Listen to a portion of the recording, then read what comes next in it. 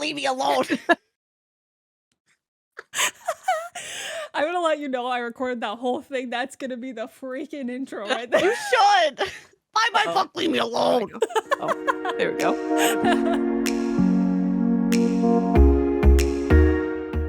Make it a book. What book? This one? This one. That one? I literally had to go find one. I was like, oh, where's my book?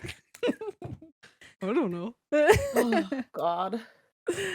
Well, welcome to Boost and Reviewed. Hey. Hello. What episode is it? Oh my God, it's 6. Are you sure? 100. 600 or you're 100% sure? I'm 100p. 100p. I'm pretty sure it's 6 because I think last one was 5.5. So, booyah. It's episode 6. All right. I'll trust you for once in my life. We have a special guest today, don't we? We do have a special guest today. Actually, this is who Morgan is kicking me off to be her. Oh, new yeah. This is podcast. a great introduction. Danielle's gone. I finally found a replacement co-host. Hello, I'm here. Yep. My professional microphone and my professional setup. Yeah. Everything Everybody looks say better. goodbye to Danielle. I'm Wave out. your goodbyes. It's been fun. It only Nice took replacing you. 2 years. It's fine. Anyway. I'm not going anywhere. Oh, darn it. I just have You can little join hopes, us you know? anytime. Little I'm just hopes. permanent now. I Yeah. will live here on the internet forever. Oh my goodness.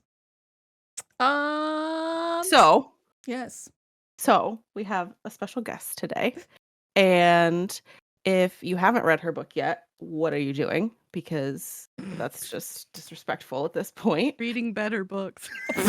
No fault. What in the heck? This is just gonna be the most not unprofessional, but unprofessional interview ever. No, it is. It's fine. We are interviewing the author of A Tale of Fragile Fate, Elsie Watson, Wait, I have that too. better known as Lexy, because she doesn't want you to call her Elsie ever. And if you want, but you could just call me Lexi if you really are you feeling fruity. So Oy. you may know her on Twitch in the Twitch community, or you may have just bought this wonderful book, this beautiful, detrimental, awful, emotional book. I really want to. I wish I had the freaking red one. Oh, I'll send you one. You want one? No! I'll buy it from you. Your address. You want one? I got like a stack. Yeah, look at the Oh red my one. God. Oh, Seriously? baby. The only reason why I didn't order the red one was because I didn't want to wait. I was so excited to get Oh, I it. totally get it. Like, this wasn't even a plan to have this. And people are like, I want a hardcover. And I was like, okay. Mm. Hold. They're both beautiful, though. Like, Yeah, they are. Thank you. My friend I can Pyro just- did them, and she is the most phenomenal artist on this planet. And all I said was, I don't know what I want, but I want there to be a blade. And it turned into these. and that's what honestly, it turned into. I couldn't ask for anything better. Yeah, it's freaking beautiful. I love her. She's great. Close up Oh. view. Wow. Oh, yeah, here we go. Oh, Smack- yeah. Smack my Yeah. camera. Buy the book, damn it. And the contents on the inside. Oh, baby. Oh, yeah, we didn't just buy this book for the beautiful cover. No. It's the emotional roller coaster that is the 500 pages. Yeah. Yeah. Oh, baby. We're going to be talking book things today and not book things. And yeah, I mean, We I got just- some yeah. hot tea for you today. we do. Yeah. I didn't get I tea. probably do. Can I Somewhere just in tell there. you? I don't know if you got to look at the questions, but I watched your VOD yesterday, and listen, I want to fight about some things. Okay. What are we fighting? You'll see in the questions. But I watched the VOD in preparation for today, Okay. and yeah, that's all I'm gonna say. Morg's just gonna fight me by the end of this. I'm really excited. Yep, it's gonna be a new podcast. Cool. Book Fight Club. Yeah. Wait. I'm kind of into Danielle. that. Anyway, so to start out, do you want to just like introduce yourself, kind of just give us like your elevator pitch, you know, like, hey, I'm this and I do this. Yes, I'm Lexy. Uh, most of my day job is a streamer, which is like a weird thing to say. But I play video games on the internet, and one day I decided to write a book, and then I did, and now I'm here. Like, I know probably authors are so like put together and have like a blurb in their brain of like, this is my book, this is my demographic. I'm like, one day I woke up with COVID and I was like, I'm gonna write a book. And then I did. And that was it. That works too. Yeah, You got COVID and decided to write a book. That's crazy. I did. Yeah.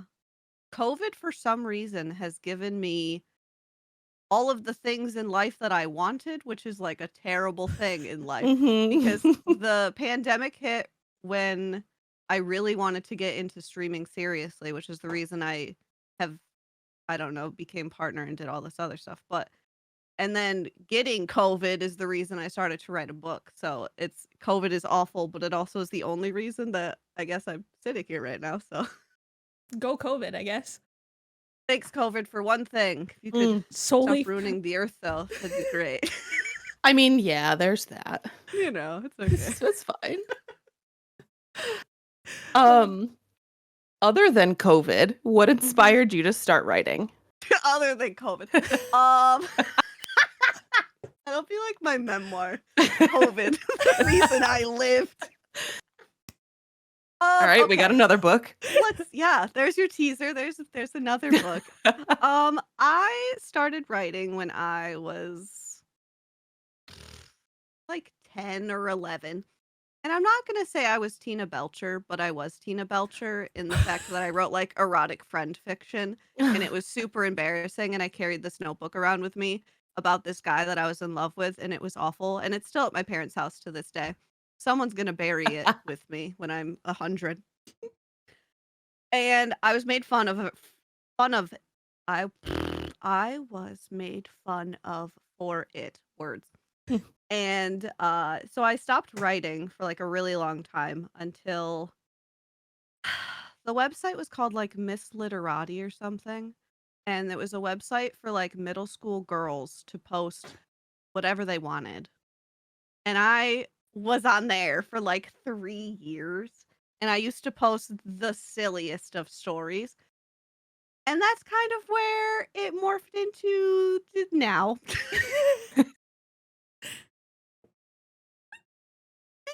Yeah, that's kind of what inspired me to write was other people writing, like, this is before, like, AO3 and all those other things. This was the time where girls put, like, their stories that I guess it was before Wattpad too. I never made it to Wattpad. I think I have a Wattpad account. I don't think there's anything on there. There might be, I don't know, but, I really enjoyed writing, and I enjoy making stories and specifically characters, and I like how they live in my brain, and I can decide their fate and whether it's fragile or not. Plug. Oh, interesting. Plug. Curious. So that's kind of what I do it now. I just really like seeing how characters can change and stuff like that. That's pretty cool. Um, so outside of writing, what are some of your favorite things you like to do? Sleeping. No, Valid, honestly. honestly, I play a lot of video games just because that's just who I am as a person. Um, hobbies. People have hobbies, don't they? Like Video games games is are a hobby. hobbies. That Yes, is they that are. that's my that's my career and my hobby. I also like baking, but besides like Ooh. writing and video games, I just kind of exist. My favorite hobby, existing. Top 3 video games right now. Go. Oh, Spiritfarer is great. The writing is fantastic in that game. BioShock Infinite, another wonderful game. And I'm probably gonna put Baldur's Gate 3 up there now because that game is just top tier Brilliant. fantastic. The writing is just unbeatable and it's chef's kiss. not me throwing money out my freaking window to get that game to play after this. It's fine. Yes, I really the want to play that writing is so bad. fantastic. I've never played a game like that in my life, and I was very confused for the first 2 hours. People are giving me all D&D information. I'm like, I'm here to date a vampire man. I don't know what D&D is. And now I'm like obsessed with it, and it's consumed my entire being, and it's so nice. Yeah. D&D is the shizzle. I love that. Ugh, I'm like They obsessed. do have a D&D, I Campaign don't know going what it's on. called. Thank you. We're pirating. I was watching that yesterday. It's so much fun. Yeah, the actors do, right? Yeah. Yeah. I didn't know they started it already. Is it on YouTube? Yeah, maybe. I'll have On to find Twitch it. for sure. I'll have to find I it. think part 2's tomorrow. Oh, yeah, I'm gonna definitely have Ooh. to find it. We know what you guys are doing tomorrow. Mhm. It's fine.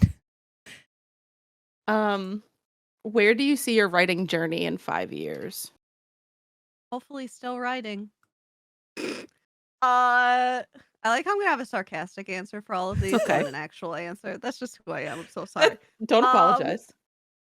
Honestly, how old will I be in 5 years? 33. My current plan Danielle, now. 33. Danielle, how old are you going to be in 5 years? 40? 35. Gotta get my shit together. This book series, I think will have 4 books, potentially 5, but maybe 4. And it takes me about a year per book. So that'll take me until I'm 30. Math is hard. And then I have some other books that I have planned, and every book I try to challenge myself and do something that I am not comfortable with so I can try and break out of that and learn and grow. And after this series, because it is very YA, after that I kind of plan on venturing down the dark fantasy adult smut books. And those are my next plans in life, is to throw some more adult content out there. Oh, Here for Lord. it. Danielle's Here going to for eat it. that up. Yeah. I'm ready. Listen, I am not a smut reader. However, that'll have to be my introduction, I guess.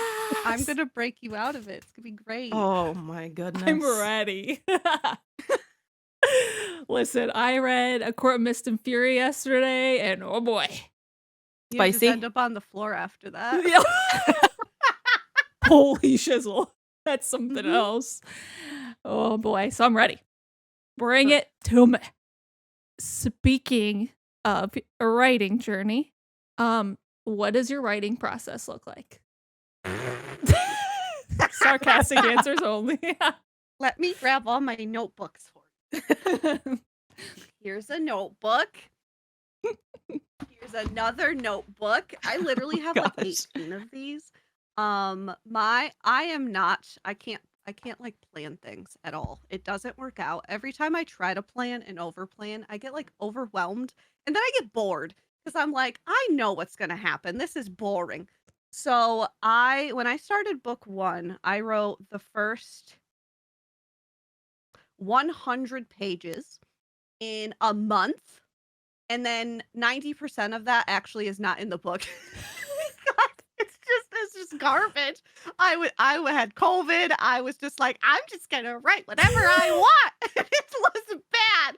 And I have a document on Google Docs called the book graveyard, and it's every piece of content that was cut from book 1. And there's a lot of good stuff in there. Not good writing, but good in my brain stuff. So The I COVID think, like, fog brain. pretty much. And I kind of have like a general idea of what I want the book to be, but I kind of know how the beginning is. I pretty much always know how it ends within reason. And I always know what like the big climax in the middle will be. But besides that, I like learning what the story is as I write it, because it's much more exciting for me to be like, wait, I could write a chapter like this. And then I just do it. I'm like, I don't know where it's going to go, but I'm going to fit it in somewhere. So no plot planning for me. It's just I'm gonna get there when I get there and just fit it all in, and then I did it. Book 1. There you go. That's freaking so impressive to me. I wish I could think like that. Like any type of that. Because I'm I like wish I could plan. but you get it there. That's the thing though. It doesn't matter. You get it there. You know? It's a Eventually. I mean, it's a 5-star book, so Exactly. Y'all stop that. I mean, highs and lows of writing a novel. Highs, us giving you 5s right now.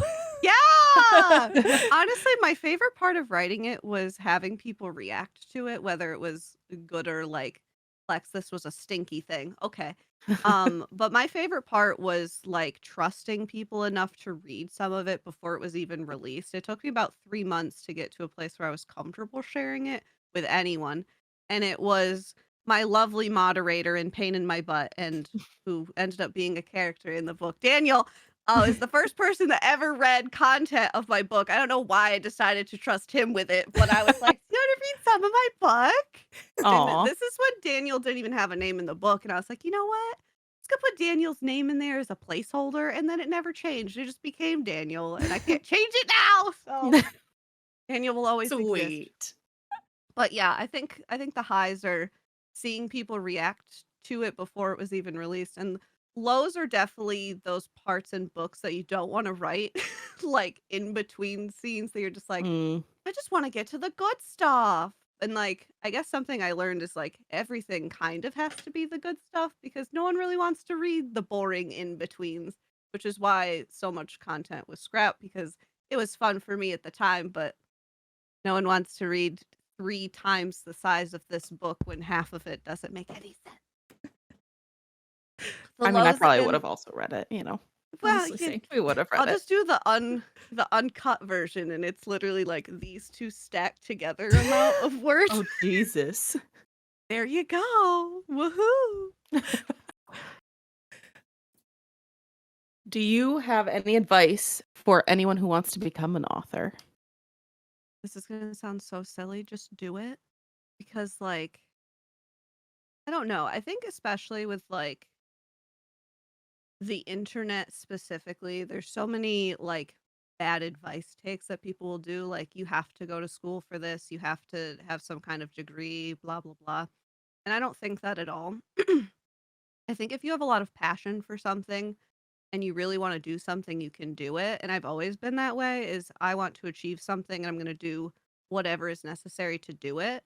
And I think if you want something bad enough, you could definitely do it. And there's always a lot of like weird stigma around self-publishing, but I think it's extremely self-rewarding and being your own boss is extremely nice and I've done it for a long time because it makes me comfortable.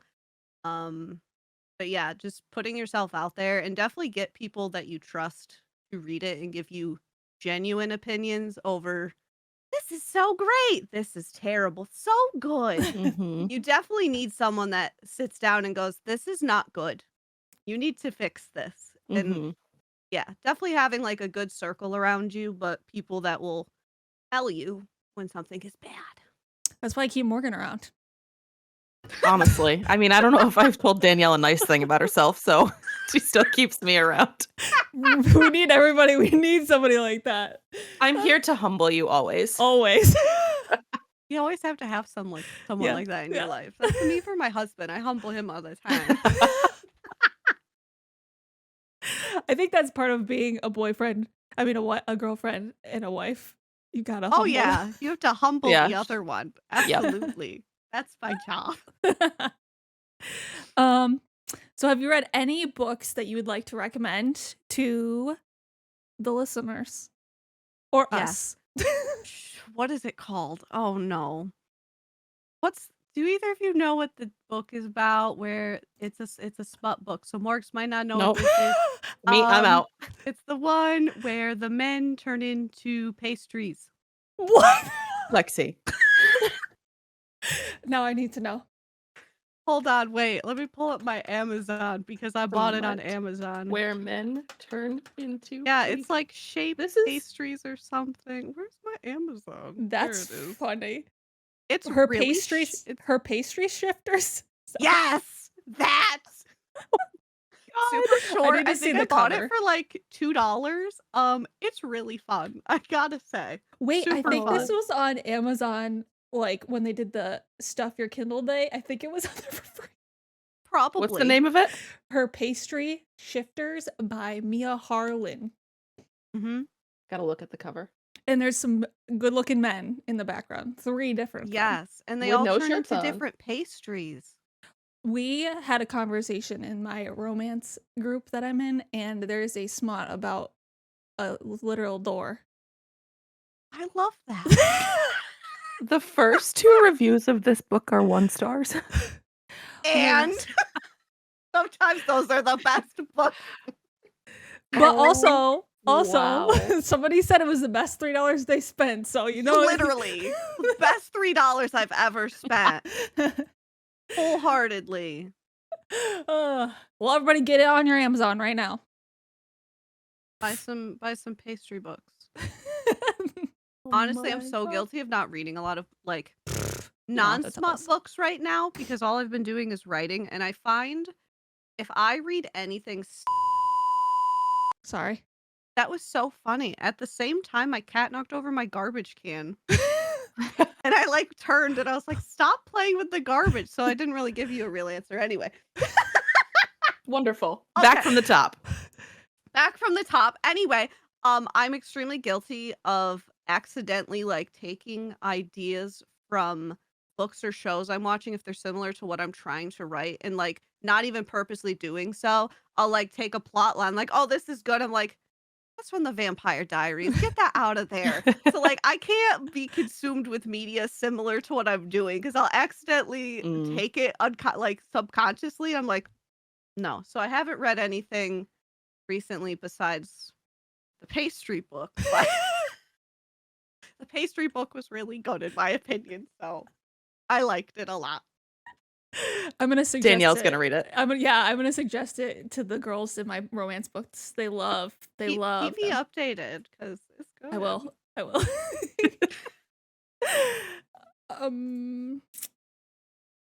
Oh, do you want to do the second part of that one? Sure. What is one book that you recommend to anyone getting back into reading? The Outsiders. Oh, great One of my book. It's one of my favorite books of all time. I actually just bought another copy of it because I didn't have one.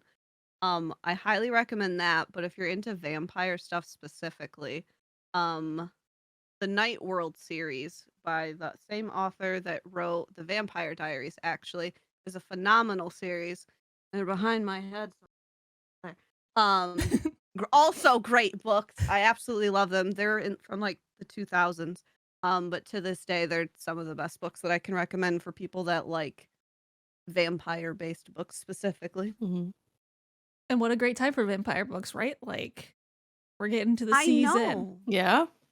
Today's the first day of fall too, so happy fall. Yay! Oh shit. Yeah. Yeah.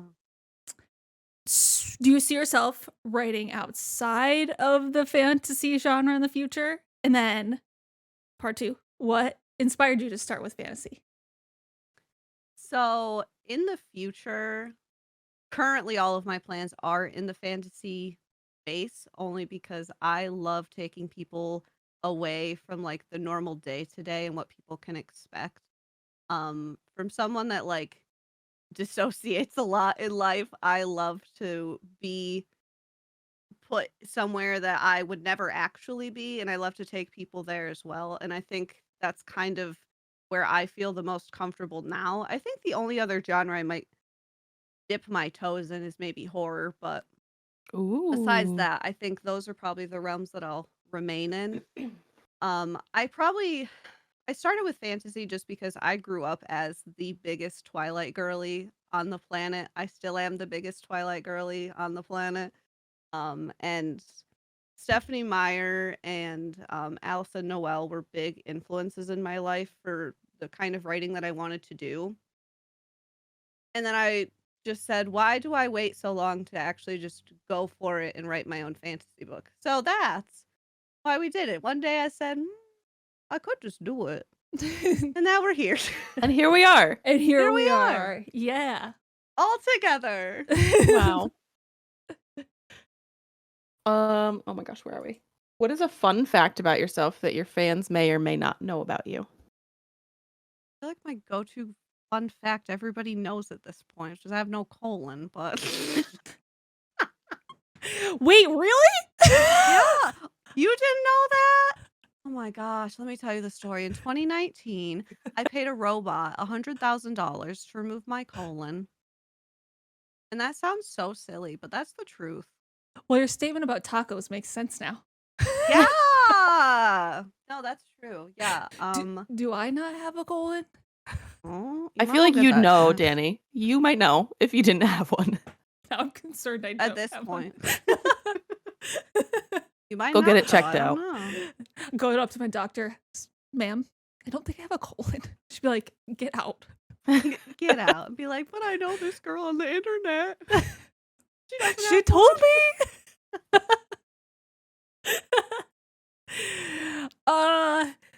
That's a good fun fact. What the That heck? is a good fun fact. That's That's a one good that you fun like hang on to, you know? Yeah, it's like good for Yeah. parties.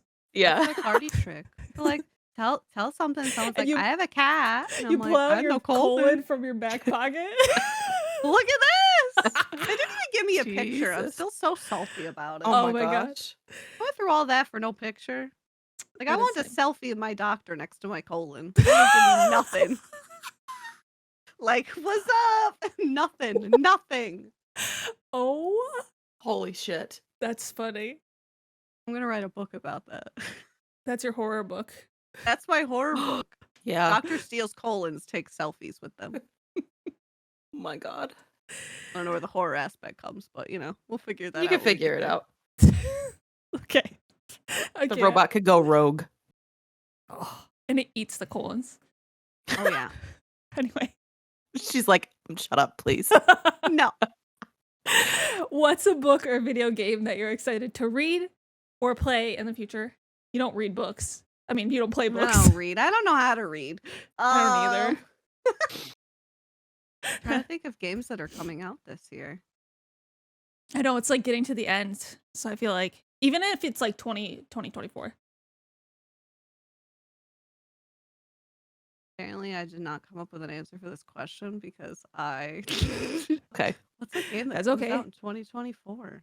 That's what I was thinking. Like I can't even think of anything that's video game wise. Oh, Shizzle. there's that vampire one that's coming out. Of course. What is it? It's like no, I don't know the name. Wait, is The it vampire one. Is it on PlayStation? Maybe, I don't know. It's like Animal Crossing themed. Oh. Oh. Yeah, Well, I'm but it into has that. vampires. It's like Moonlight Pier, Wait, is Moonlight it- Shine. Oh, Oh I'm wait, I into have them that. in their Discord. Moonlight Peaks, that's the name of it. Oh, It's a vampire, Ooh. Stardew Valley Animal Crossing-esque That's simulator. the coziest thing I've ever heard. Yeah. Catch Lexy's Interesting. stream when she plays that. Yeah, right? That's coming out next year, you said? I think so. We'll look it up. We'll plug Maybe. it. Someday. Yeah, I'll put it in the Someday coming in out, the that's all future, that knows. TM. it'll be in the whatever, the description. In the bio Yeah, before. Yeah. wherever it is. Below. It's Just fine. check out everything that we mentioned in the bio. People are gonna just okay. A giant list of random things. We're gonna link have the pastry book. We're gonna link this. Oh my god. Helpful. Gotta Can get you- the good shit out there. Yeah. That's true. Can you tell us about your experience with the process of self-publishing book one? Of course. So I started writing book one on literally January 1st of 2022.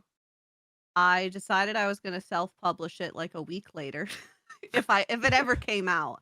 Just because I suffer with such bad anxiety and I have such bad I can't deal with people rejecting me. We don't do it. Mm. So, instead of putting myself through the ringer, I said for my first book and for the fact that I never wanted to publish this to like sell a million copies, make a bunch of money and be like super famous from it. I really just wanted to do it for myself. And like if people in my community wanted to read it, they could. So I decided to self-publish it. I finished writing it in like 100% finished in like November of 2022. I gave it to my editor, Karen, who's one of the nicest people on the earth. She edited it for about 2 months, and then we did the Kickstarter to publish the book, uh, which was very overwhelming. My goal was like $500, and I hit it in 12 seconds, which was not at all what I was expecting. I was like, I hope 2 people buy my book, Mhm. and we ended up selling 300 copies just from the Kickstarter. Excuse me. And then from there, the book went live June of 2022, and then I released the hardcover in July of 2022. But the process was extremely relaxing and stressful because I was in control of everything, and I like being in control of things, and deciding like what teasers I can put out, all of that kind of stuff. Which is also why I kind of steered away from traditional publishing for this specifically because I had a very specific vision for what I wanted this experience to be like. And I don't regret that, I don't think, because it was everything I wanted it to be. As I talk like it's dead now and there's nothing left, I still have more to do. But it really was what I made it out to be, and I really enjoyed it, and it was extremely rewarding to see people get books, and I don't think there will ever be another time in my life where, like, I'll have a house full of boxes of my books to sign. It was very, very surreal, and I'm extremely grateful for the amount of people that wanted to do that because that's not everyone's first experience, obviously. And I am extremely grateful for the fact that there are so many people that wanted to read that. Um, yeah, so it was very nice, but also it was very stressful because I am my biggest critic and I am very hard on myself. And up until, like, a month before that book came out, I was still scrapping stuff and changing wording because I was like, "This has to be perfect." And then as most people know, it was published with a huge error in it, so it was I fine mean, anyway. to be honest, I didn't catch the error. I saw Thank that in your VOD you. yesterday, didn't catch it, and I went to the page and I was like, didn't notice. Same. Hmm. Yeah, I ended up formatting the entire book myself, and I had to teach myself how to do it, and I regret that heavily because 2 chapters needed a very important point of view marker, and I had it in my copy, but they did not make them into the Kickstarter copies, so there was just no marker that the point of view had changed, and I cried about it for, like, 2 weeks. I was like, "This is the Oh. worst," and I have, like, 300 copies in my house incorrect, and I was like, She I just don't goes think I through and noticed that writes it either. in. yeah, I really just wanted to write it and go, "Please don't hate me, please don't hate me." Like, I sat on my kitchen and cried, and my husband was like, "It's No. gonna be okay." And I was like, "No, it's not because I have to be perfect." He goes, "There's gonna be another error in there." And there was. There was 2. Not the reassurance that you needed, maybe. I know, But yeah, but there was more errors, but, I think at it's this fine. point, there's finally no typos, so go me. Yeah, Yeah. If great you The job. get the small book things. now, there's no problem. Which you should. Get the book. It's great. Get the book. Get the It's dang okay. book. Get And if it. you haven't, what are you doing? Please. You should already have it. Yeah. Should have it. Very nice. Suckers. Sorry in advance when you finish it. Oh my god. Oh, actually, yeah. We'll get there. Don't you worry. We'll freaking get there. So if you haven't read it yet, get out of here because we're gonna spoil. But Bye. why haven't you had it? Anyway. Bye. So questions Bye. about book 1 are here. Mhm. So, first question, what are some fun things you want to tell your readers about book 1? It's super fun. If you honestly, if you're someone that really enjoyed Twilight, I'm not saying it's the same as Twilight because it's not, but it is in the same kind of feel as Twilight, which was my intent, was I wanted a book that made some girl feel the way Twilight made me feel when I was growing up, which was to be completely separated from my real life and like in a world that doesn't really exist. Um fun things about my book. Boarding school. My favorite thing to write about is boarding schools because I've never been to one, and I had some kind of fixation on them growing up, and I just wanted to go to one. And now you couldn't catch me dead at a boarding school. I will never go to one. My kids will not go to one. Um, there's vampires in it. There's werewolves in it. There's fairies in it. There's human girls that are in way over their head, and there's cute boys with baseball bats. And it is my all of my emotions and everything in my brain spilled out into a novel, which ended up being the sword. We love that. Who's your favorite character in book one? uh, depends on the day. No. It's really funny because I technically have two, but it really is our two main characters. Lake will always be my favorite because I always tell people she is the best and the worst parts of me. And I love everything about her, but also sometimes you want to just shake her and go, "What are you doing?" And I love that about her because she isn't perfect. Because in a lot of like fantasy books, the main character can be portrayed in a very "I'm perfect, all the boys want me," blah Mhm. blah blah blah. And I wanted her to be flawed without falling into like a Bella Swan situation because a lot of people do make fun of Bella Swan for being a lot. But also, writing my book had made me appreciate Bella Swan more because of her growth from book one. And Lake has to start somewhere incredibly imperfect in book one in order to get anywhere. And I wanted her to be kind of a fish out of water that just was trying to find any sort of security. So I adore her so much, but also Reed is my favorite because he's chaotic and does whatever he wants. And I just adore him because he never tries to be anything that he isn't. He's always very authentic with himself, and don't touch his woman because you will get a bat in the side of your head probably, you Mhm. know? That baseball bat's coming right for your cheeks. It's coming Coming right for your cheeks. right there. Either set.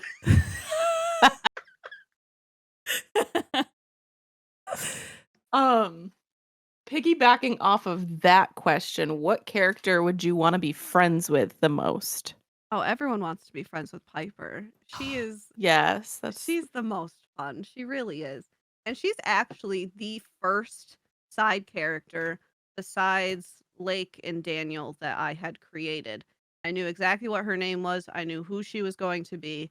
And I knew exactly what she was going to look like. And she was just going to be the manic pixie trope times 10. Like, I wanted her to be the complete opposite. It's almost like Wednesday with Wednesday and whatever that girl's name is. I can't remember what her name is. Enid, I Yeah, think. I think that's her name. But without Lake being as Wednesday, obviously. She's not that. She's not that. But I wanted Piper to be a very stable character for Lake to have and also be just sunshine all the time. And she really is. And I would like to be friends with her because I feel like she would make me look cute with magic makeup and she would take me to get pumpkin spice lattes. I mean, yeah, probably. What a Yeah, good probably. friend, Facts. Yeah. honestly. The best. Is there a character in book one that you feel like you relate to the most and why? I think you kind of answered this, but Yeah, I'm probably Lake because she has severe anxiety because I have severe anxiety. And the panic attack scene in the shower is actually an actual memory that I have that I wrote into it. And this will continue in book two. With scene like things that have happened to me in my life, I kind of have rewritten into something that you can make positive just so I can kind of deal with things. So most of all that I am is in her, but also she's also 17 and I am not. So she's a younger version of me and sometimes she's the best and sometimes you go, "What are you doing?" Just stop it. Just stop it. Oh, number 14 Mm. is a good question. Go ahead and ask it. You want me to ask it? I mean, I just asked a question. It's your turn. Oh, okay. Silly. What was your favorite chapter to write in book 1? Okay. Oh no. Okay, Uh-oh. there's a few, but like my number one favorite is one that actually was not going to be in the book until the week before the book was done. I wanted to write it, but I didn't know if it would end up being fit in anywhere because I cut so much content out. I don't know what the chapter number is anymore because the numbers are so messed up. But it's the chapter where Lake and Reed are sitting on the bench in the rain outside of the school before they fall on each other. Anyway, but that's probably my favorite chapter because he is so quietly trying to show her that he's down bad for her, but without being upfront about it. And she's kind of at a fork in the road of trying to decide what she's going to do with her life and the future of what she's going to do at Astron Penn. Um, and that chapter had actually been split into like 3 different chapters that ended up all getting cut. But at the last minute, I said, I want to write this because I deserve it. So I wrote it and I stuck it in there. And it really doesn't drive the plot, but it does. But it is mostly fluff, but it was for me. But that was probably my favorite. Probably the second favorite though is the greenhouse chapter because that one's just good too. That one just has a lot of drama because every time I try to write something happy, you have to end it with something terrible because that's who I am. You can't be happy all the time. Oh boy. I just realized that I threw us all off. I'm sorry, Danny. That's okay. You ask the next 2. Okay. As soon as you started asking it, I was like, it was my turn, you freaking idiot. That was my own fault. Sorry. Ain't no thing. Can you tell us about the OG switch from Sync to A Tale of Fragile Fate? Okay, so the original book was called Sink, and it was going to be 2 books. One was Sink and one was Buoyant. Whatever. It was called Sink because the first thing I ever wrote for this book was a chapter that does not exist. And it was the point where Reed was originally introduced because Reed in the first version didn't actually show up until like chapter 37. He wasn't supposed to really be prominent at all. Um, the book was actually supposed to have a love triangle, and every time I say it, I cringe inside because I hate myself. Um, and he was supposed to be like the one that comes out in the middle of the book and saves the day, but he just had too much to say. And he just slowly kept creeping forward in chapters and then ended up in chapter 4. And I was like, this is where you will remain. But the original chapter Sync took place after the carnival.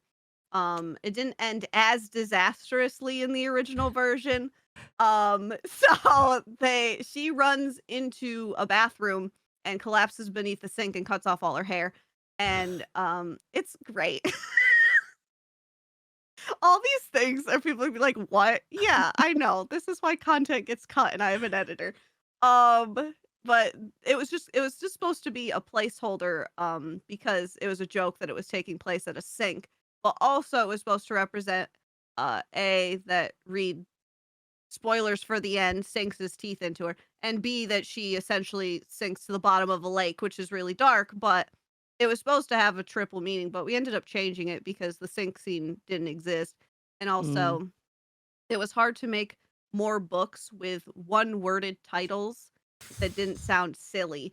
So we ended up changing it a couple times. Fragile Fate was originally Fractured Fate, but fracture is a really hard word. So I changed it to Fragile, and now the rest of the books will all be a tale of blank blank. Piggybacking off of that, I feel like you just have to share at this point who the love triangle was between. So So originally Connor was the original love interest, and I want to die inside when I say that because I hate him. And here's the problem. I wanted to do a love triangle because that was how I was going to challenge myself because I don't like reading love triangles personally. I always pick one. If she picks the wrong one, I'm like, goodbye. Over it. Vampire Diaries. She chose Damon. I stopped watching. I was like, bye bye. I don't care anymore. gosh. So, but I could not seriously write a single chapter with him in it in a romantic setting that like I felt proud of. I was like, I hate this. Oh Just my just god. stop. Just get rid of it. So I always made him like kind of creepy, but also like we never attached the triangle at the end. We just cut that part straight out and now Connor will have no one. It's fine. I feel like we collectively Fuck appreciate Connor. no love interest with Connor. Yeah, truly. Yeah, Connor. I'm glad. Oh man. So nice. He for had about a, 2 he had an minutes. arc though, kind of. Yes. Kinda. Sort of, yeah. It's kind of like a roller coaster. It Like, literal yes. kinda roller nice. coaster. Yes. I suck again. Yeah. No, I suck. Okay. Uh, Okay. So this is what I was referencing earlier about I was gonna fight. Oh, I again watched the VOD in preparation for today, and I just need to know who hurt you to kill off Quincy in the original ending. listen. Somebody in the group had to die because I just needed someone to go. But he was originally designed to die, but I figured out how much fun I could have with him for 3 more books, but I couldn't do it. But also, um, I needed there to be a wedge created at the end of the book in order for book 2 to make sense. And originally, Quincy was gonna be not more involved, but like I don't know. That's kind of where the disconnect led me to was his death would not cause a wedge between my main characters enough to drive my second plot. And I needed somebody to go that drove a wedge. And who better? Who better than the dad to drive a wedge? So Quincy was spared. Yay. Yes, we love Um, that. but I did end up killing her father instead because She's I so needed- subtle. I did kill the dad. It's fine. I did do that. Yeah. I'm on trial. I did do that, sir. Yes. Yeah. But yeah, I needed the wedge to be significant enough, and Quincy wasn't going to be a wedge between Lake and Reed in the sense that Reed and Quincy don't have a lot of interaction in book 1. And I will give you a spoiler. Book 2, there is interaction, and it is some of the best stuff I've written because it's so funny. I can't wait. I've forced myself to put characters together that don't normally interact. Oh my, so good. But that in book 1, the wedge just wouldn't make enough sense. So he was spared, but I killed a father in order to get the vibe I needed at the end, regardless. So I'm sorry I almost killed him, but I didn't. And I did it for you. You did. You did it for me. Because Quincy is my favorite character. I love him. So while I was watching that yesterday, I was literally like, I had it up over here. I was typing the questions over here, and I was just like, Mm-hmm. She I did was what? so mad. I was so mad. You can thank the Five Below parking lot. Oh, we're going to get to the Five Below parking lot. We're going to get there. Wait, can you talk about the significance of the first word and the last word? Yes. So for anyone that doesn't know, if this was planned and on purpose, after I figured out that the dad was gonna go, dog hair in my lip. Gonna on go. Stella. All right. Get the The kick. first word of the first chapter is lake, and it's her dad asking, well, being like, hey. And the last word on the last page of the book is dad. And it's supposed to represent sadness because the first one is like lake and it's supposed to begin this whole adventure, and then it ends with dad, and dad is dead. You just love And it's saying that so- dad it's is dead. Dad's dead. It's so sad when you like look at the two and you're like, I went through all of this for one word at the end, and that's it, and that's just how it ends. And people either love the end of the book or they hate the end of the book. There is no in between. I've gotten both sides. But I actually structured this book to feel like a panic attack, which is it is slow in the beginning, which is on purpose, and then it quickly builds, and then it's like an avalanche, and then it just abruptly ends because people with panic attacks know at the end you're just like left with what just happened, and Mhm. that's how I wanted it to feel. I wanted the entire book to be structured like, what's going on? I don't know what's going on. Oh my god, this happened. Oh wait, it's over. And then book two will go Uh-oh. somewhere else. But yeah, so that's what we've done here. I just killed everyone's emotions with a single chapter at the end. It's okay. I mean, in your defense, you did bring mom back.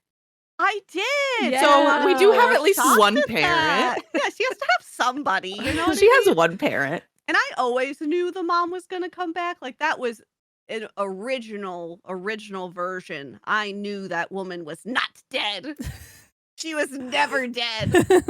And it was very fun to bring her back because she is such a mysterious character that you don't know a lot about because Lake doesn't talk about her that much and you don't have a lot of information on her. And that's on purpose because she is supposed to be this mysterious figure that you think is just gone and then she just reappears and you're like, "Oh, hello. What are you doing?" And she just comes back like nothing has occurred and it's like, "Here I am." I'm really excited to get, I'm hoping, more of Reed and Reed's dad and his stepmom. Ow! Sorry, I just hurt myself.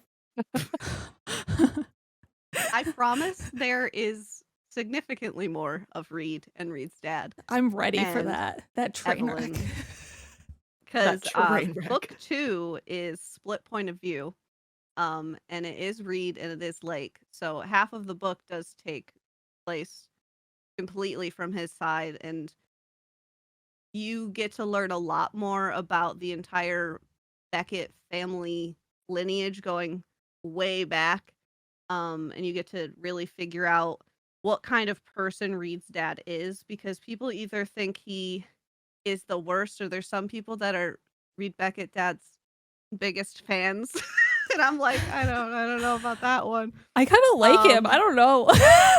He's kind of Oh, boy. he's like daddy, but like Oh, I don't know. Like he has lots of money. He has lots of money, but also he kind of stinks as a dad. So you're just like, I feel conflicted about this. Yeah. He's not Charlie Swan, but he's like, I don't know. He's not the best. He's not Carlisle either. I don't know who he is. I always told people that like Lake's dad, like the image of him was always what I wanted my dad to be like. I have a dad, for anyone who doesn't know. Me and my dad don't get along very well. So I always put Lake's dad as like the dream vision of what I wanted my dad to be, which is extremely caring and warm and whatever. And Reed's dad is my reality of the kind of dad that I have.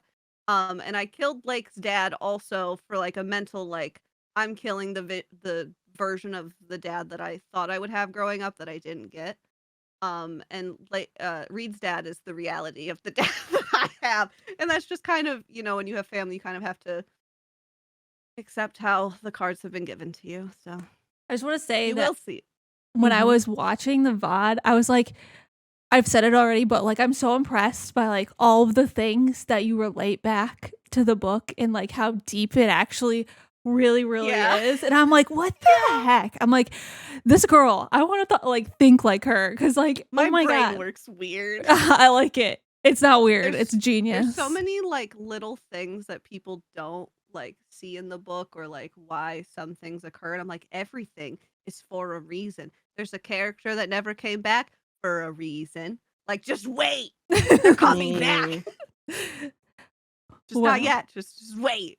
Just wait. So So feel free to not answer what you don't want to answer. But I'll answer everything. do you have an idea or a rough outline of what each book is going to be about in the series already? Oh, absolutely. Book 2's outline is a little messy right now because it is the hardest book to write, I think. For something to come after the first one because the first one is a lot and the second one definitely has to drive you in a certain direction. So 2's is a little messy, but I know approximately where it will end. 3 and 4, their entire plots are done beginning to end, and I know what will occur, what characters are here and there. Um, ultimately where the series will end. I've always known where the series will end, and like where each character's arc needs to journey through to get there. Um, yeah, I guess. Yeah. Yeah, I guess. Yeah, I have Yeah. it, you know? It's the notebooks. The notebooks. It's the notebook. I do. I have so many notebooks. But yeah, so all of them have a plot and have an outline. And I know where everyone will end. Yeah. I That's can't kill so Quincy, scary. otherwise I don't Morse is like the gonna word No, you can't. end. No, I don't.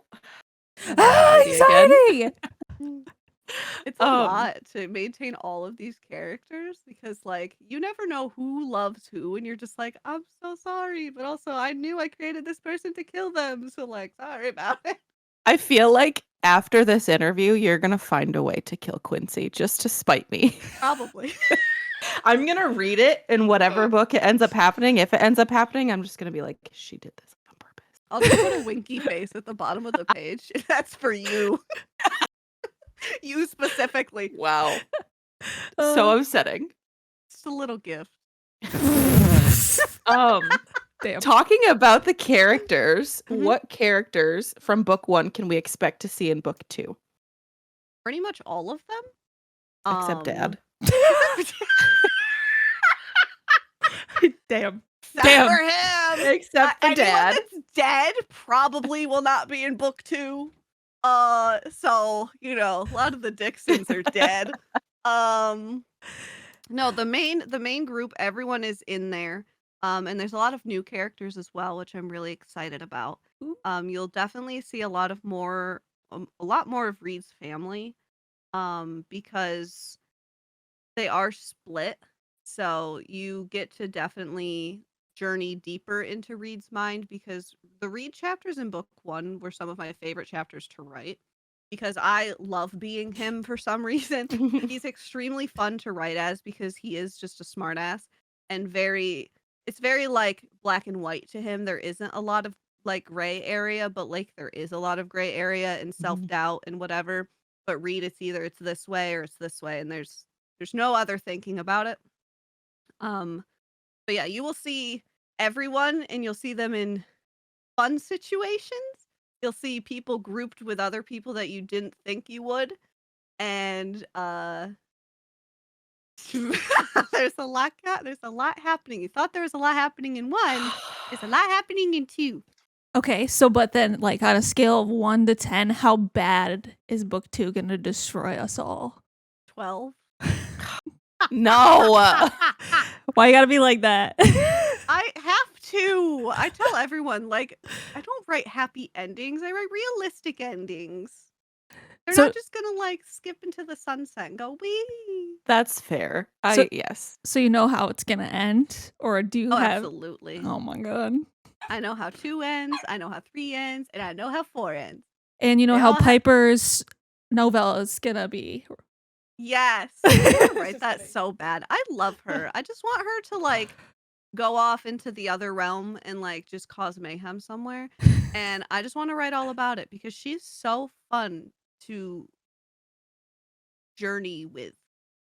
She's just her own entity and she doesn't care about anything else. And I love that about her. I envy Piper. Piper's kind of who I wish to be, which is very carefree. I do what I want. And Mhm. if you have a problem with it, boo-hoo. I'm going to do it anyway.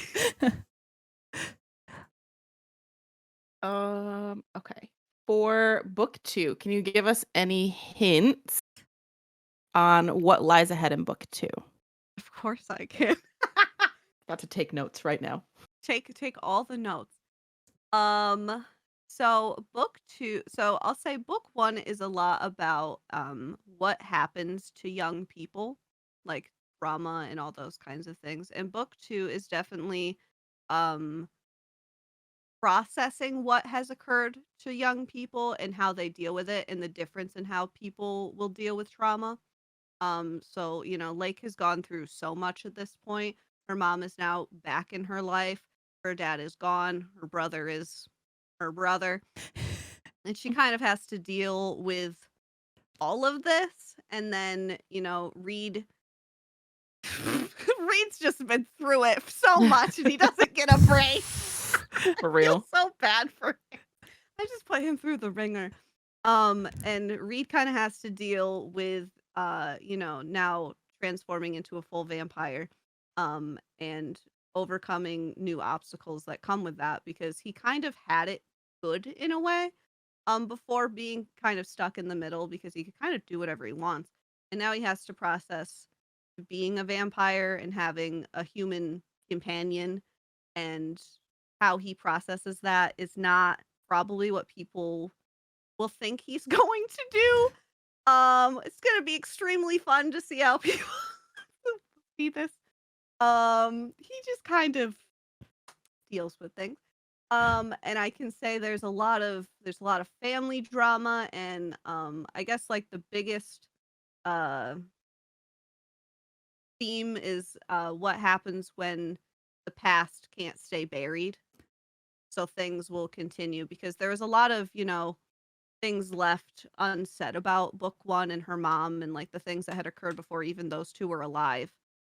So those have not been forgotten. They're just going to keep coming back because at this point, when you think about it, um, Lake really has to deal with being lied to at the end of the day by Mhm. her own family and like what she'll do about it.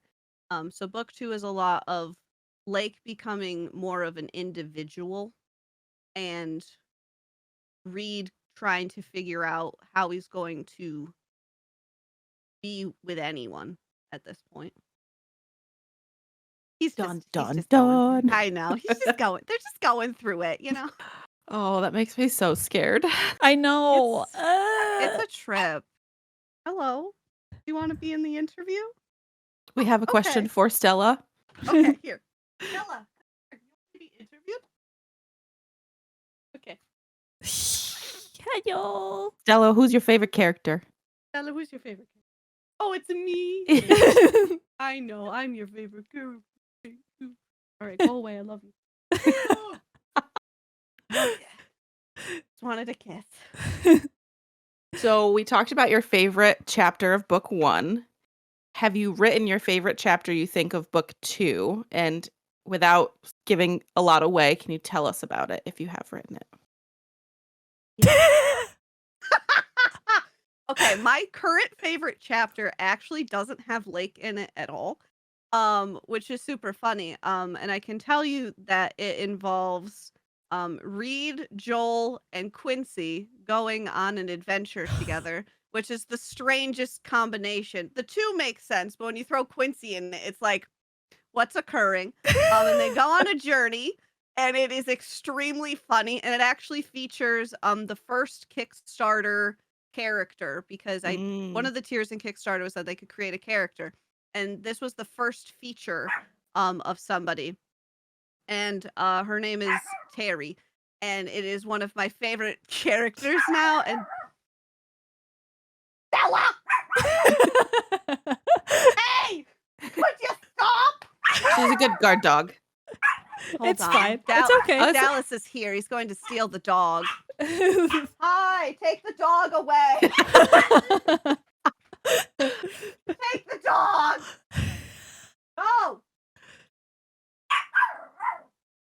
Don't fight with him. Go away. She said, She's being very defiant. Right? Can you go away? Oh, no, she's running back. No, Mom. Kicking her out. Get out of here. Go away. Out. Kicked out. Goodbye.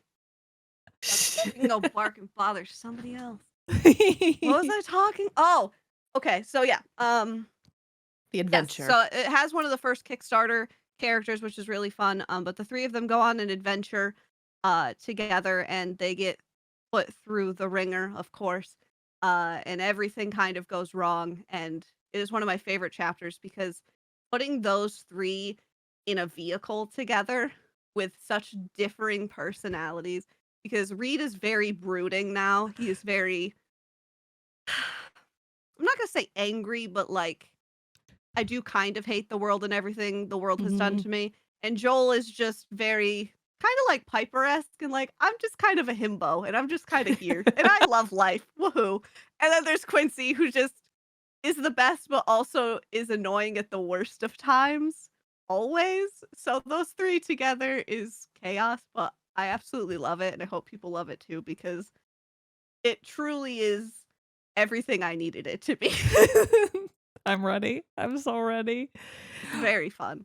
Morgan, you're gonna ask the next one too because she mentioned it earlier. So back to Five Below. We need to know if you visited Five Below while writing book 2. Yes, I have been to Oh, Five Below. fuck. For anyone who doesn't know, I came up with the new ending of book 1 in a Five Below parking lot, and I sat there waiting for the store to open to buy Squishmallows. And I audibly gasped, and my husband goes, "What?" And I said, "I'm gonna kill Lake's dad." And he's like, "You're gonna do what?" And I was like, "Her dad has to die." And he's like, "Why?" And I was like, "'Cause he does. We have to go home. I have to kill him right now." So I bought Squishmallows and then I did. But for some reason I get inspired at the Five Below parking lot. I have sat there once before to figure out kind of the climax of 2 and I did. I can't tell you what it is, but I have sat there. God I damn it. visited my besties at Five Below. Five Below, please That makes sponsor me everyone. scared. Next book has like a Five Below logo on it. Oh hell yeah. Blake gets a job at Five Below. That could just be like a little like plug or something. Just like a little teaser or whatever. Yeah, We're gonna I could write a have them sit fanfic there. about Lake at the Five Below. Yeah, that'd my be so God. fun. Well, can you share any secrets from book 2 with us? Actually, I know the secret you can share with us. It's not really secret, but like, what's the name? Oh, book 2 is called A Tale of Poisoned Past. And it has a metaphorical and other reasoning. Extremely fun. Book 2 it kind of is it really is I'm not following the Twilight formula, but also the Twilight formula is genius. And book 1 was a lot about two people being kind of consumed by one another, and book 2, without really spoilers, is two people kind of being separated from one another because book 2 book 1 at the end they are separated, and I can confirm with you at the beginning of book 2 they are not. They're not standing side by side holding hands going, "Life is so great." Well, yeah. So book 2 really is them as individuals trying to overcome things, but also the difference in someone like Lake that might need support from others, and then there's the difference of Reed, who's always been kind of a loner, and Joel's been his only friend really. And kind of how he deals with everything that has happened, and how those two ways of dealing kind of butt heads, and the mental and physical changes of becoming a vampire, and relying on someone and thinking someone is this person and then kind of morphing into somebody else in the image of them. Um, yeah, it's a lot. A lot of mental acrobatics I do on a daily basis. That's my biggest hint. Also, there's a wedding. You can have that hint. There's a wedding in book 2. That's not a spoiler, I promise, because that was said in book 1. Reed's dad is getting married. Um, very fun. Grape. I'm excited and nervous. I'm so nervous. Gonna go somewhere. If you cast the MCs in a movie, who are your number 1 choices? Oh man. I don't know. Okay, here's the thing. I don't know anybody ever. So I always have like pictures of them, but I don't know what their names are. The girl from the Fosters, whatever her name is. Her name Maya. The main character? I think so. I know who you're talking about. Her is Okay. what I always envisioned Lake to look like. Oh. The evil kid from Inception. is what I imagine Daniel to look like. Oh God. And Reed, I have never found an actor that is 100% what I need. Like, he just doesn't exist. And I think that's just because I hold him to a different standard. But handsome man, though. Handsome man. Can't find one, though. That's fair. No one I've spawned tried. in IRL that looks like that. Yeah, can somebody please have a really handsome man to be in the movie? Because I can't find one. I have reference pictures, but it's all random people. I don't know what their name is, but they're handsome. This one. This guy right here. Find him. Or clone him. Do you want me to do this one or you want to do this one? You do it. Do you remember in stream yesterday when I said that there was a question? Yes. All right. So, What is it? Charlie Swan. Yep. Reed from Mhm. your book, you know. Uh-huh. I don't know how to pronounce his name, but the vampire from Baldur's Gate. Astarion. Thank you. Mhm. Fuck, marry, kill. Don't do that to me. Oh man. Okay, I'm gonna fuck Charlie Swan because. Yep. I'm gonna marry Astarion and I'm gonna kill my own character because he is 18 years old. So Fair. Goodbye.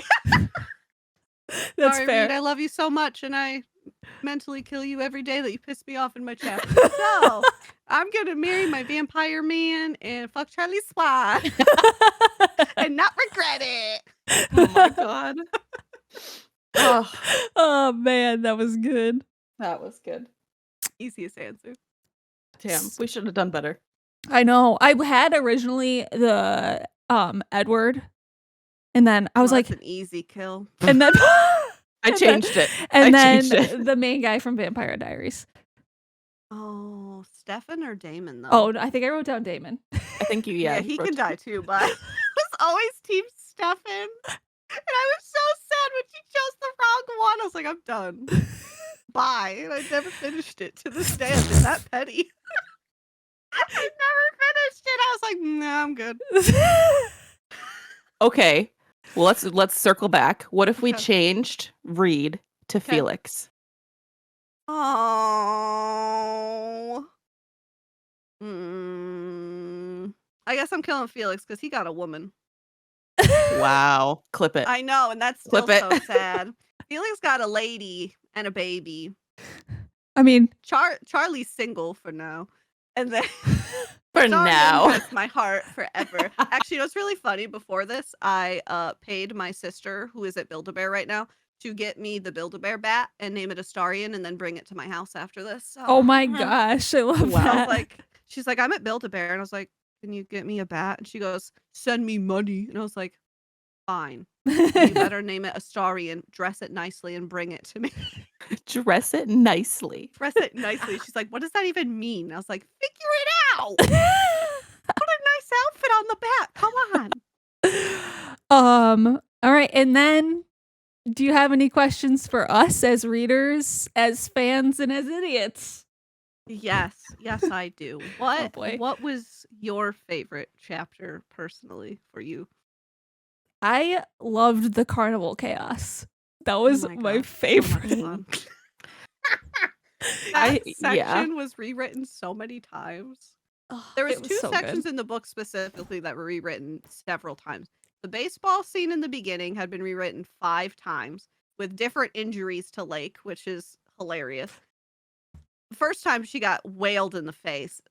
Like 3 of the 5 rewrites were her getting wailed in the face in different ways. And the carnival was rewritten several times, but I love the carnival because I love carnivals, which is why it exists.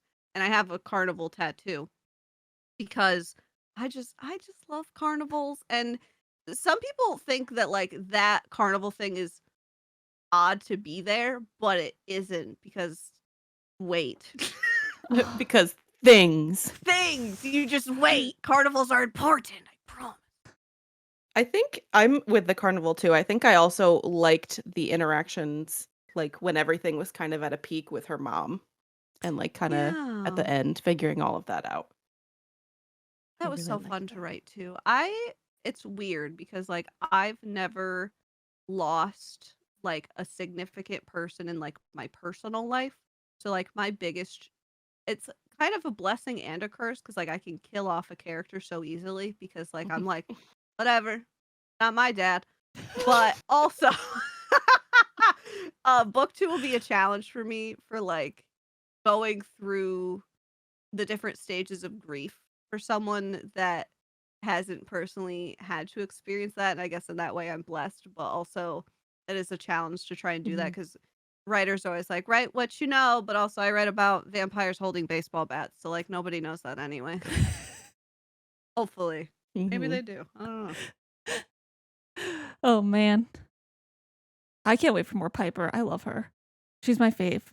Oh, I can I tell you right now that she gets sassier and Quincy Oh, we gets love that. more annoying, but like in the best way. Now that he has magic powers, he is the embodiment of I have magic power.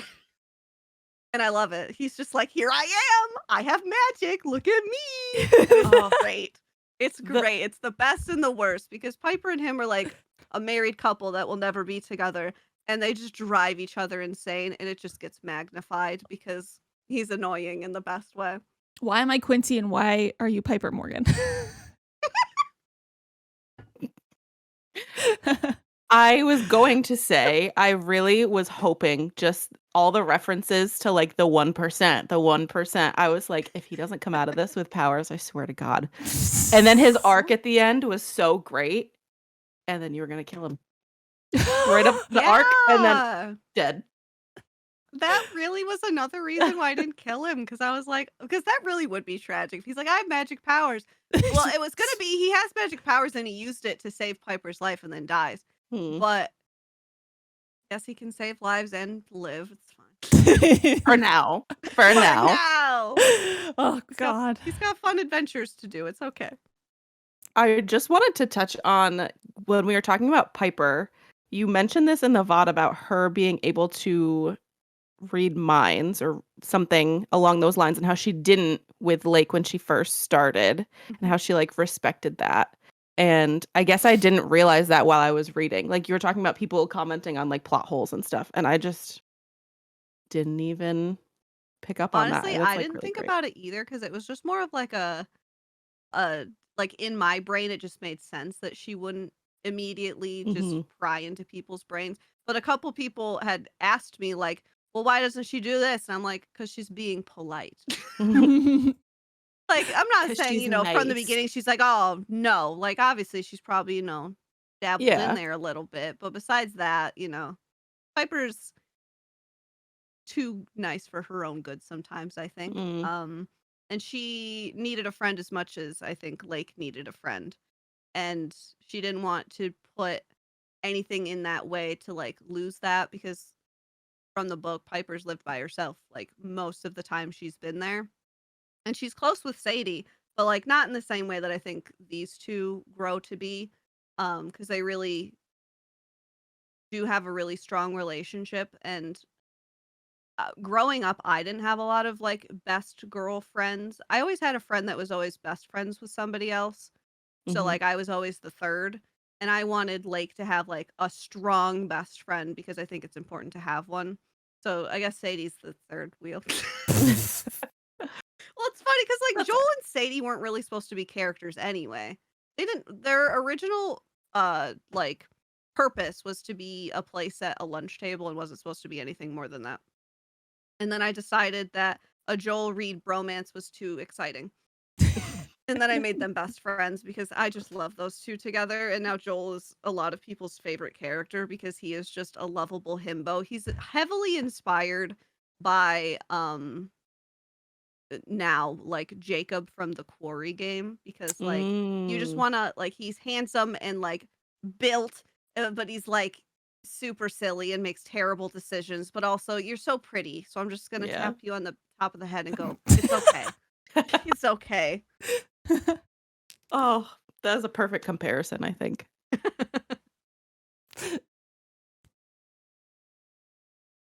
Do you have any other questions for us? We're not that interesting. We're not that interesting. I don't know. You What's don't your have to favorite? ask us. What's your favorite color? Are you Orange. thinking?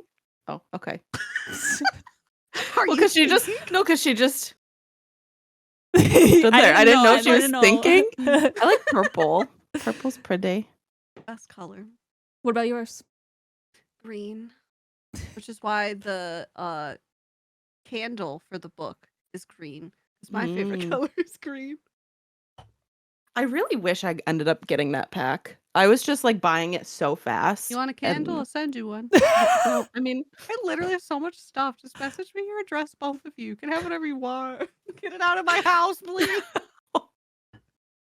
I won't say no to a candle. Maybe we can Okay, I'm do listening. a giveaway for your book, and one of our Oh, listeners can get a absolutely. get a Yeah. get a Good. signed copy. You want a signed copy? You also want these tarot cards? Because I got these. Oh my goodness. I have all this stuff. And I still have a sticker. I got There's- out all the good stuff.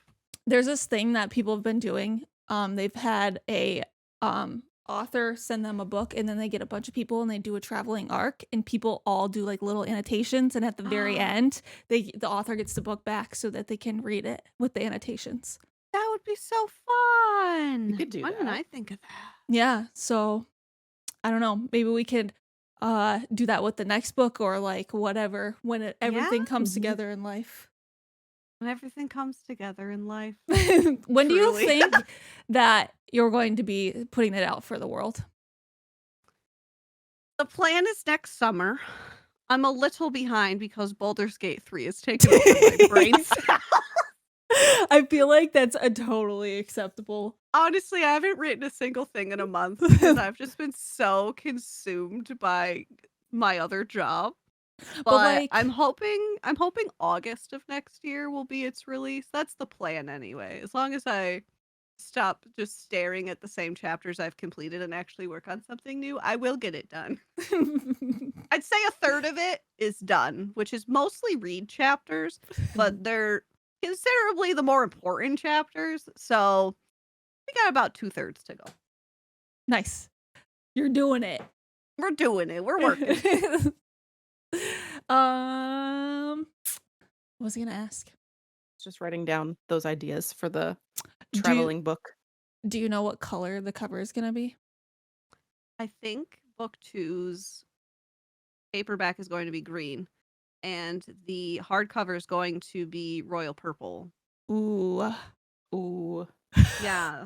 All the paperbacks are supposed to be like the happy sides of the book, so like very like blues, greens, whatever. And then the other ones are supposed to be like very hard contrasting colors, which is why this one is red and the next one will be like dark purple.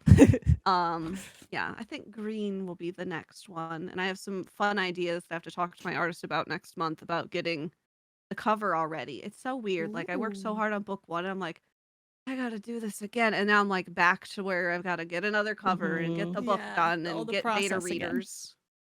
Get people to read the book and tell me how silly I'm being and stuff like that. I can sign Danielle and I up right now if you need readers. Listen, you can have the whole document today. Oh my god. Skipping Morgan's like, through "I'll to see take if it." Quincy dies. Literally what I'm I'm gonna just do. gonna chapter 12. Quincy's dead. The end. Oh my goodness. But for real, I mean, I was one of the ARC readers, and I literally was screaming when you sent it to my email, and I was like, I have to read this right now. And I did in like a I day. am super excited to see people read this one because the prologue specifically, I don't think is where people think it will be. And I can tell you the prologue is a read point of view, which is a very important chapter. And I think when people read it, they'll either think it is important or they'll go, why did she write this? And then they'll realize why it's important later. It's very long, but it's Oh, very important. And I'm going to say it's a rewrite of the first short story I ever wrote in high school for a school project. I got a 96 on it. yeah. And it was like the first thing I ever put out, and my teacher told me that it was really good. And I used inspiration from that for this. And once the book comes out, I'll give you the short story so you can see what it was. Um, but yeah, it's gonna go somewhere. I'm so scared. Me Yeah. too. Usually.